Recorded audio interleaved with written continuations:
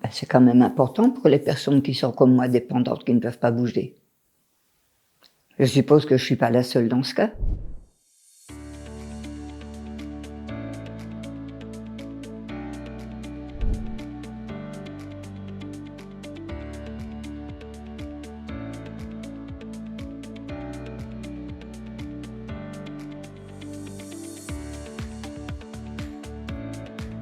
Alors notre territoire, comme tous les territoires, est confronté bien sûr à une problématique d'accès aux soins, puisque comme toutes les villes de France, nous n'échappons pas à la règle.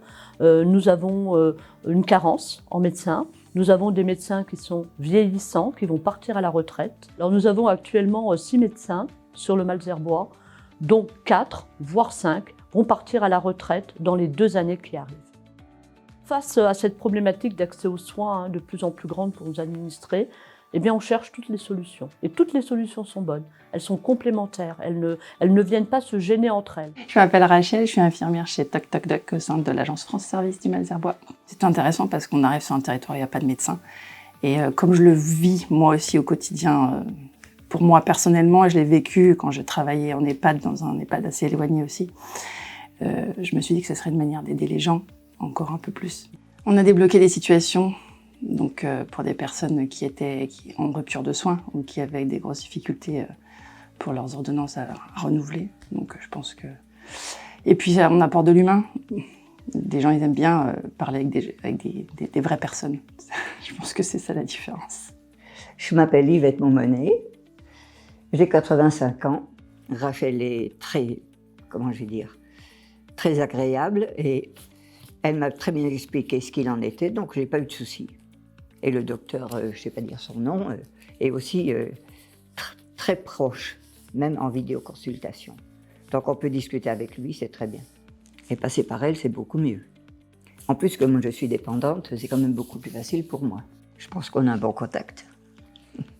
Elle ne pensait pas qu'il pouvait être aussi sympa, ça pouvait malgré tout créer des liens, même derrière un écran.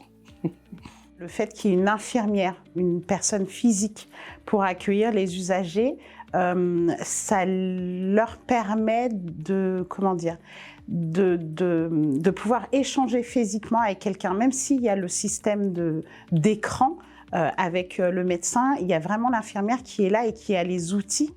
La première, ils venaient un peu étonnés et automatiquement derrière, ils ont pu reprendre des rendez-vous avec Rachel. Et effectivement, les gens sont très satisfaits déjà du rapport avec Rachel. Et puis, ils ont une réponse assez rapide, une ordonnance assez rapide qui peut être délivrée par un médecin. Donc, on a effectivement 100% que des bons retours. On va dire les instances à côté, comme la mairie, nous envoie, ou la pharmacie même d'à côté, nous envoie les usagers en leur disant qu'il y a effectivement un service de télémédecine et que Rachel peut potentiellement effectivement les prendre en rendez-vous. Ah bah moi, sur un territoire comme le nôtre, c'est sûr que pour moi, ça a besoin d'être pérennisé. Et vraiment, ce côté mobile, c'est ce qui me paraît le plus intéressant. Alors bah, pour les personnes à domicile, l'intérêt, c'est qu'elles avaient tout simplement une réponse à leurs problématiques et qui était facile d'accès. Donc certaines personnes ont pu avoir une prise en charge qu'elles n'arrivaient pas à avoir. Et pour les habitants du secteur, ça leur apporte une solution. Pour ceux en tout cas qui en ont bénéficié, dans l'ensemble, ils sont très très satisfaits. De par la présence de Rachel, qui c'est vrai que permet de faire l'intermédiaire avec le médecin, expliquer ce qu'ils n'auraient pas compris, et puis voilà, une prise en charge aussi bienveillante en fait.